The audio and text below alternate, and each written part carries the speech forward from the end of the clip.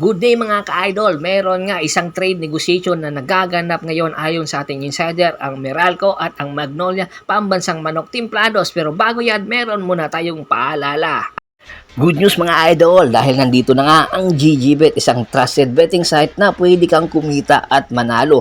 Tumaya ka lang sa mga paborito mong sport katulad ng basketball, boxing, MMA, volleyball, tennis at iba pang mga sport. At meron din silang casino na pwede mong pipilian, napakadaming mga laro.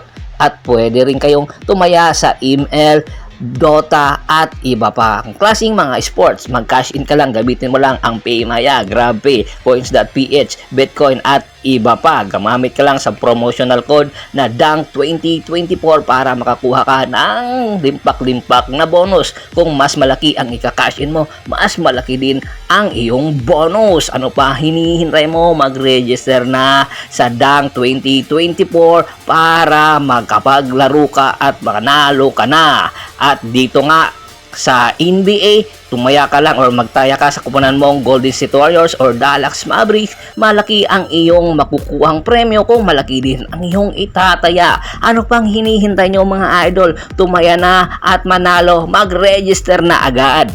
Sa baba ng video, hanapin mo lang ang link para makapag-register at gamitin ang DANG 2024. Samantala, balik tayo sa ating kwentuhan. Ang Magnolia Pambansang Manok Timplados at ang Meralco Bolts, meron ngang niluluto isang trade negotiation na involving dito si Chris Newsome at malaki ang posibilidad na mangyari ang nasabing trade transaction na ito dahil nga sa pangangailangan ngayon ng Magnolia Pambansang Manok ng isang guard na posibleng makapag-complement sa kanilang mga big man. Maaalala nyo sa series sa finals ng Magnolia at ng San Miguel Bermen ay meron nga missing link na nangyayari or mga weaknesses ang Magnolia na kinakailangan nila i-address para makakuha sila ng kampyonato. At isa nga sa mga posibleng i-address ay ang guard na posibleng punan ni Magnolia ni Chris Newsome kung sakaling makuha ito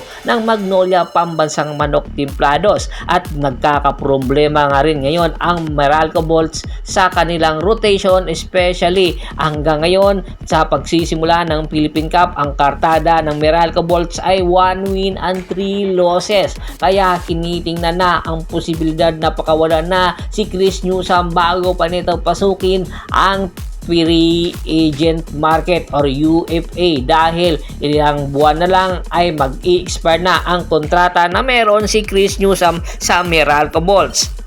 At ayaw na Meralco Bolts na iiwan na lang sila ni Chris Newsome na hindi nila napapakinabangan ang kanilang rights kay Chris. Kaya naman niluluto na daw ngayon ang negotiation ng Magnolia at ng Meralco Bolts involving 3 or more players para makuha ng Magnolia si Chris Newsome. Kung sakali mang makuha na nga ito ng Magnolia, napakalaking tulong ito sa rotation ng guard ng Magnolia. At ayon sa ating insider, ang posibleng maging kapalit ni Chris Newsome ang hinihingi ng Meralco Bolts ay si Gio Halalon na siya maganda ang ipinapakita sa mga guard ng Magnolia Pambansang Manok Timplados, especially noong final series nila kontra sa SMB. Sa pag-angat ng laro ni Gio Halalon, marami ang nagsasabi ito na ang magiging future ng Magnolia Pambansang Manok Timplados. Pero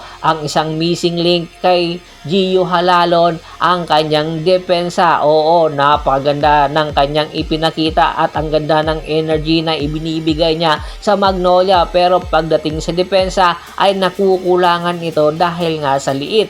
Kaya naman ayon sa ating insider, pakakawalan ito ng Magnolia dahil ito nga ang hinihingi ng Meralco Bolts. Malaking tulong ito si Gio Halalon sa Meralco Bolts dahil nangukulangan sila ngayon sa guard rotation at kinakailangan nila ang leadership skills at ang energy na meron si Gio Halalon kung sakaling makuha nga ito ng Meralco Bolts. At malaki ang maitutulong nito sa kupunan ng Meralco kung matutuloy ang negotiation. At ayon din sa ating insider, mayroon daw isasama pang package na big man na posibleng isama kay Gio Halalon. Ito nga ay si Abo Trotter. Napapabalita nga gusto nang humingi ng trade ni Abo Trotter dahil nga hindi ito nabibigyan ng minuto ng Magnolia Pambansang Manok Timplados at ni Coach Chito Victolero.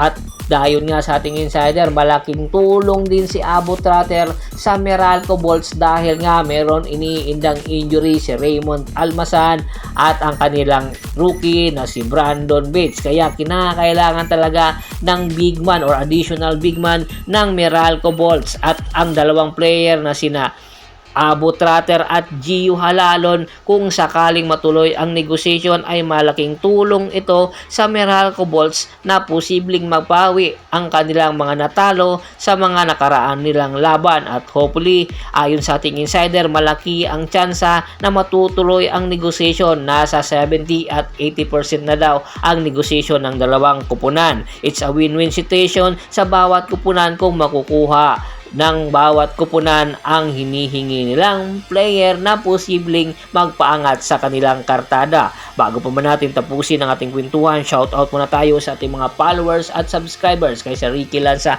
ng Ricky Rider TV ng Tansa, Cavite, Kagawad Katsak Minudukusin ng Hagonoy, Bulacan, Ronald Bersuidad, Jan David Golapa, Yornel Belches, Michael Rosalado, Bernie Jan Cordoba, at si Mr. Mohini Cordoba. Marami pong salamat sa walang sawa niyong pagsuporta. Pakibisita na rin po ng Facebook fanpage ko. Pakilike, pakipollow, pakishare. This is Percival Monteron. Hanggang sa muling kwentuhan. Maraming salamat po.